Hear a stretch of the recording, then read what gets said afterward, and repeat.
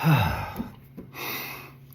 the afternoon of Game 7 of the Western Conference semifinal at Oklahoma City against the Denver Nuggets, I unleashed a scathing video in which I tried to slap the Thunder right in their faces, their upturned noses, and I tried to remind them of just how bad this will be if they blow Game 7 in the Western Conference semifinals after they put together statistically the most dominant season in NBA history. And I said all the naysayers, all the doubters, all the shamers will come out of hiding, starting with Draymond Green, and they'll point at you, Oklahoma City Thunder, and say, "We told you so." NBA world. Nobody was afraid of these guys. And look what happened to them. They lost Game 7 at home in the Western Conference semifinals. I said, you just can't waste all that you built up to this point. You can't endure the shame and the ridicule that will descend upon your heads if you blow Game 7 at home to the Nuggets. And they didn't. They dominated. I'm not sure I had anything to do with it, though I'm pretty sure some of them watched my video.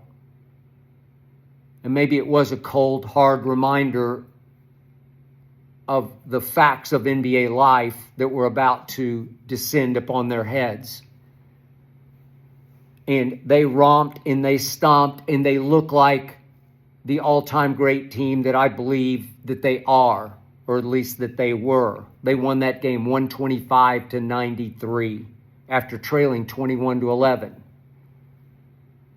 They blew Denver off the floor over the last 3.5 quarters of a Game 7 at home.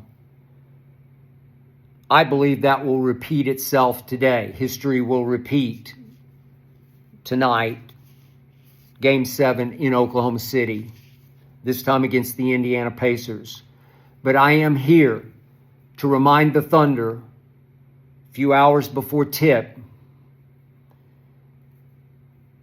that if you blow this one, if you lose to the Pacers, this will go down as the biggest upset in finals history.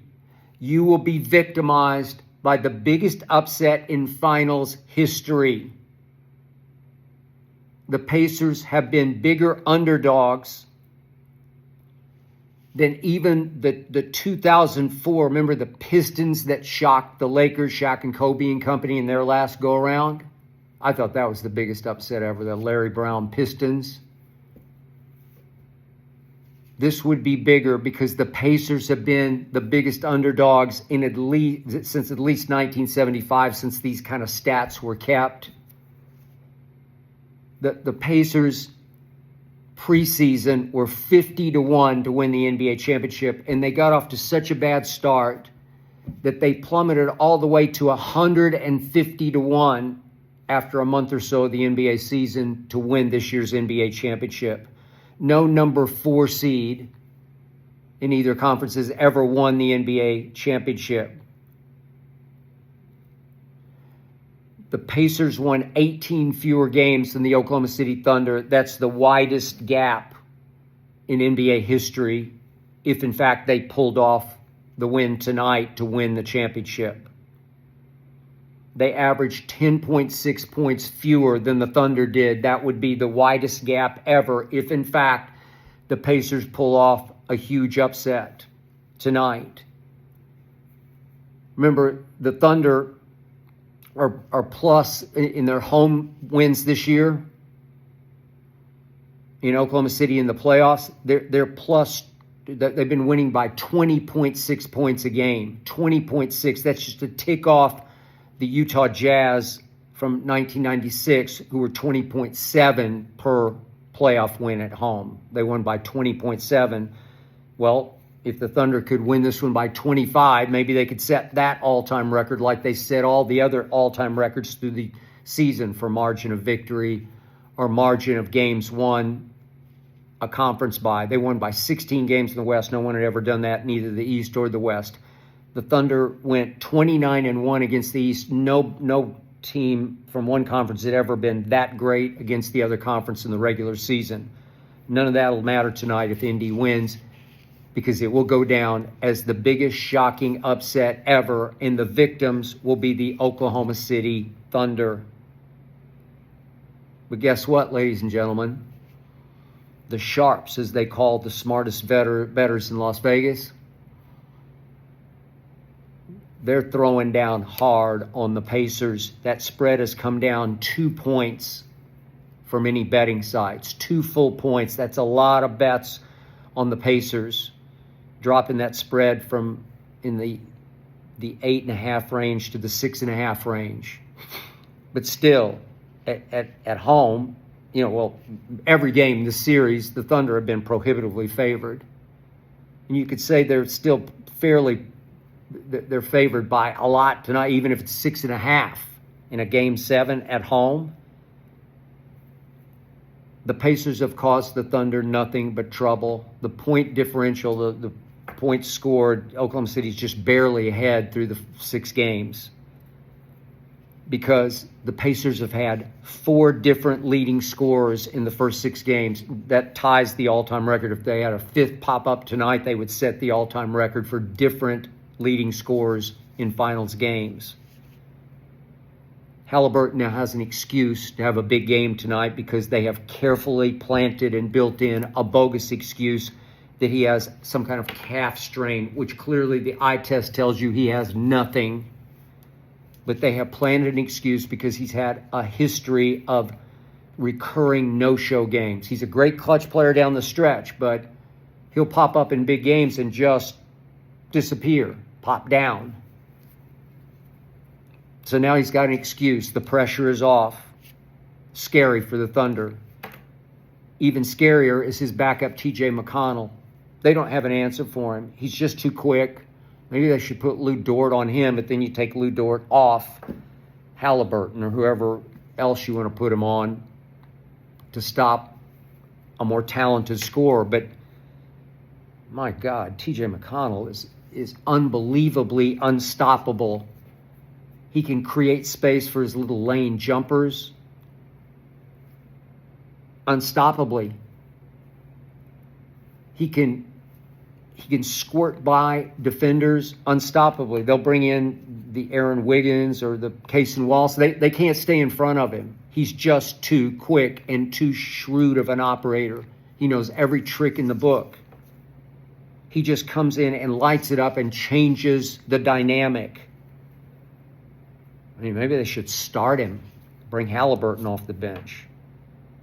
My God, he's a problem. And he steals inbounds passes like a demon, like a banshee, like a ghoul coming out of the night. I've never seen anything like it. Oklahoma City's having a hard time getting the ball in bounds because of little TJ and his quickness and his shrewds. Siakam could be the MVP if they win tonight. He could be the MVP of the finals. He's that good. He's an all-star, obviously.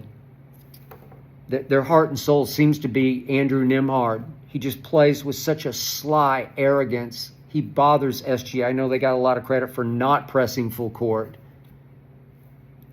All I know is full court, half court, he just wears on SGA, wears on his psyche. Obviously, they grew up together since Nembhard knew him since he was 7 years of age. Not afraid of him. Really plays with no respect for him. Likes to get physical with him because he thinks SGA is not a physical player. He's the heartbeat of that team. And that brings me to Neesmith from my school, Vanderbilt. He's a problem because he is so athletically explosive and strong at 6'5". He's a hellacious on-ball perimeter defender who can get about as hot from three as anybody in the league. See what happened against the Knicks. And can he ever attack the basket and crash the glass? He's just such an explosive athlete. He scares me. Miles Turner has commanded the paint against both Chet and Hartenstein in ways that shock me. Just commanded, protected the rim. It's been really good for them. my man Chet, had two big whirligig dynamo baskets early in that game 6 the other night at Indy. Two sensational 7'1" moves, 360 spins in the lane for easy little lay-ins. And then he disappeared. He does that. He no-showed the rest of the game. He does that. SGA, you watching, my man? Down the stretch of game 4, you were the MVP. You were sensationally clutch, tough, strong. But you've made me wonder, do you have enough sustained killer instinct? Will you step on the throat of a team that you still don't seem to take seriously enough? Is it sort of above you to have killer instinct? Are you just too elite for killer instinct? Are you just too pregame Chanel for killer instinct? Love your clutchness, love your toughness mentally when it really, really, really matters. But you guys were up 10-2 game 6 and just took your foot off the gas, and you wind up with 8 turnovers, your career high in the playoffs. Worst game you had all year, turnover-wise, because you just didn't care. You just weren't there mentally, just a little out of it. We got game 7 in our back pocket. It's a dangerous game you're playing. I don't know. Do you have that killer? Do you have any Jordan in you? You give Jordan 10-2 in game 6, it's over, man. He's not going to step on your throat. He's just going to rip it out. Do you have that in you? We see the unstoppable mid-range. We see the basket attacks, the finesse up off the glass. Part of the reason you haven't connected with the world at large in the NBA is you don't dunk it. You don't power slam it like Ant-Man. You don't shoot logo threes like Steph. Everything is finesse. Everything is sweet. Everything is smooth. And sweet and smooth don't really captivate the casual fans. So your running mate, your 1A, your all-star, your second-team all-defense teammate, Jalen Williams, he's got a little bit of Hallie in him. Every once in a while, he just no-shows. Just has one of those games, he's just not there. If that game's tonight, you're going to go down as the biggest upset victims in history. The reason I'm a little deflated is your ability to make an all-time great statement is gone now because you've been taken to 7 games by a prohibitive underdog. So it hurts me. I grew up in Oklahoma City, left when I was 18 to go to Vanderbilt University. Still go back once a year to play golf with my junior high and high school friends. Lincoln Park, Lincoln East, Lincoln West. Big part of my heart is still in Oklahoma City. And that heart is hurting right now because you had a chance to make an all-time statement that you were the best defensive team ever, the most explosive, smoke you with pot team ever, points off turnovers, and all that is gone. Now it's down to game 7.